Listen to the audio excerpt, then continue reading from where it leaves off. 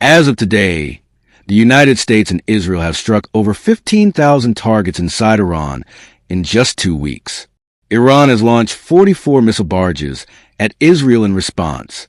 The Strait of Hormuz, the narrow waterway that carries 20% of the world's oil, is now contested, and experts are warning this could get dramatically worse. This is not a crisis on the horizon. This war is happening right now. Here's everything you need to understand. To understand what's happening today, you need to go back to 2015.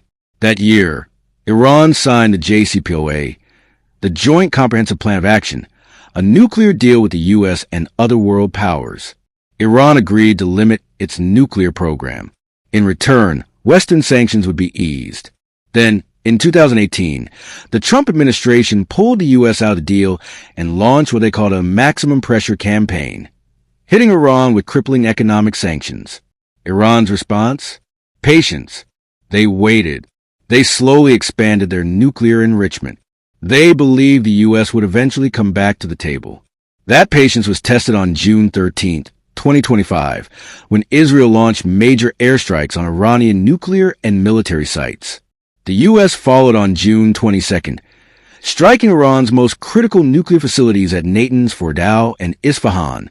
Iran retaliated with missiles across the region. A ceasefire was eventually reached, but it was fragile. Fast forward to February 2026. U.S. and Iranian diplomats met in Geneva for last-ditch nuclear talks, brokered by Oman. 2 days later, with no deal reached, the bombs started falling again. On February 28, 2026, the U.S. and Israel launched a coordinated strike campaign that would become the largest military operation in the region in decades.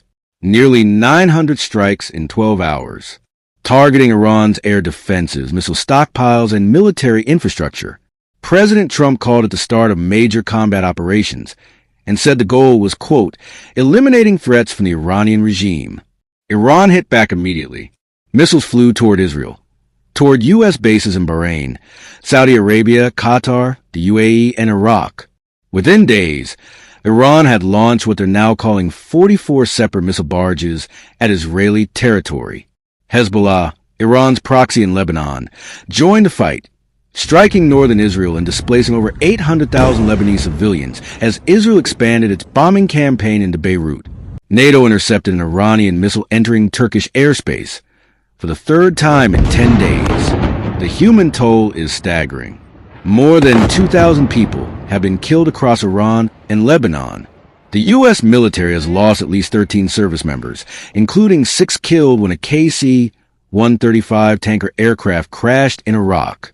Iran's own UN ambassador reported 1,348 civilians killed on Iranian soil. Here's the part that affects the entire world, not just the Middle East. Iran's new supreme leader, Mojtaba Khamenei, has vowed to block the Strait of Hormuz, the narrow choke point between Iran and the Arabian Peninsula. Why does that matter? Because 1 in 5 barrels of oil on Earth pass through that strait every single day. If it closes, global oil prices don't just spike. They potentially destabilize economies worldwide. Oil prices are already sitting near $100 a barrel. U.S. Defense Secretary Pete Hegseth confirmed that American forces are actively targeting Iran's ability to lay naval mines in the strait. The U.S. says it will not allow the waterway to be closed. Iran says it will not stop trying. That standoff alone, separate from the airstrikes, is one of the most dangerous economic flashpoints the world has seen in years. Analysts are watching 3 scenarios very closely. First, prolonged war. Iran has already declared it is fully prepared for at least a 6-month conflict. Its military leadership is dug in. Its proxy networks across the region, Hezbollah, Houthi forces, Iraqi militias, are still operational. This doesn't end quickly. Second, the nuclear question. This is the one that keeps experts up at night. Writing for Al Jazeera this week, senior policy analyst Sina Tusi argued that if Iran survives this conflict, its new leadership may conclude that the only real deterrent against future U.S. and Israeli strikes is a nuclear weapon. Iran's strategy of patience failed to prevent this war. A different strategy, one far more dangerous, could follow. Third, a wider regional collapse. With NATO already intercepting Iranian missiles in Turkish airspace, with global oil supplies threatened, and with domestic protests erupting in cities from Athens to New York, the window for this conflict to stay contained is closing fast. We are 14 days into a war that most analysts didn't think would happen, because both sides had too much to lose. They were wrong. The next 30 days are critical. Whether there's a ceasefire, a further escalation toward Iran's nuclear program, or full regional war. The decision... No Navy, it's been knocked out. They have no Air Force, it's been knocked out. They have no air detection, that's been knocked out. Their radar has been knocked out. And I'll keep covering this as it develops. If you found this useful, subscribe. I break down the biggest news stories in a way that actually makes sense. Drop a comment.